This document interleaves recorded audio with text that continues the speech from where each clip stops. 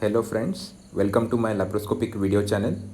Today I am going to address a very important topic, how to create pneumoperitoneum by using Palmer's point method. As you all know, a good beginning makes good end as well. So creating pneumoperitoneum is very important at the start of every laparoscopic surgery.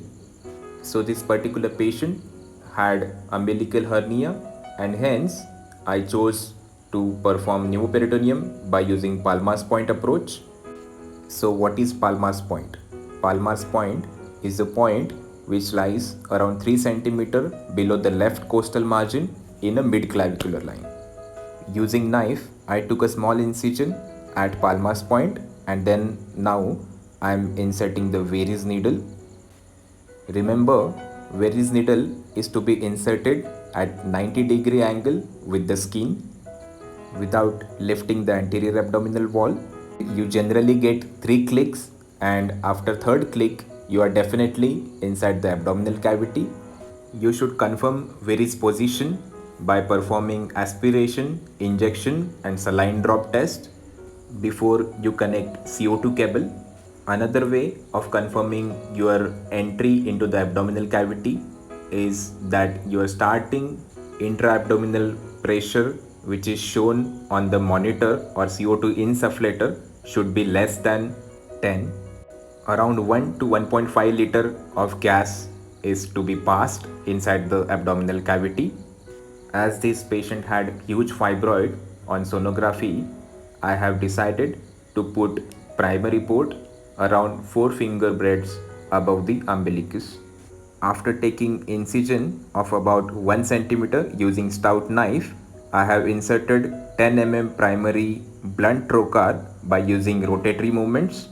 Immediately after the insertion of primary port, you should insert camera inside and confirm your intra-abdominal position of primary port. Also, you should always examine the entry sites to rule out the injury caused by the primary trocar. Let's insert the secondary ports now. So the basic principle of putting secondary ports is that the nearby secondary ports should be at least 4 finger breadths apart to avoid the intra-abdominal blocking of instruments. Also, you can use the trans-illumination test to avoid damaging the anterior abdominal wall vessels. So as you can see on the screen, all the secondary ports are to be inserted under observation. Advantage of inserting secondary ports under observation is that there are less likely chances of injuring internal vital organs.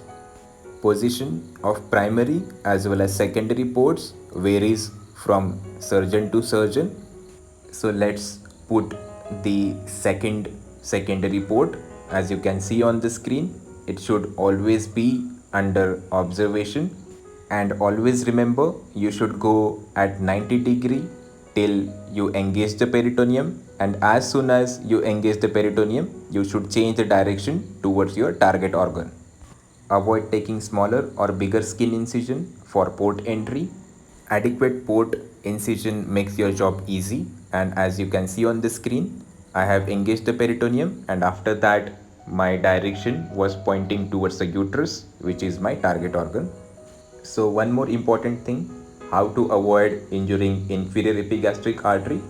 So inferior epigastric artery lies on an imaginary line which joins umbilicus to the midpoint of anterior superior iliac spine and pubic symphysis. Avoid your port entry on that imaginary line to avoid injuring inferior epigastric artery. So as you can see on the screen, I am done with my pneumoperitoneum. For normal or simple surgeries, I use one primary 10 mm port along with 2 or 3 secondary ports. As this was a difficult case, I have used 4 secondary ports here, and by following simple techniques, you can perform pneumoperitoneum within few minutes. Thank you.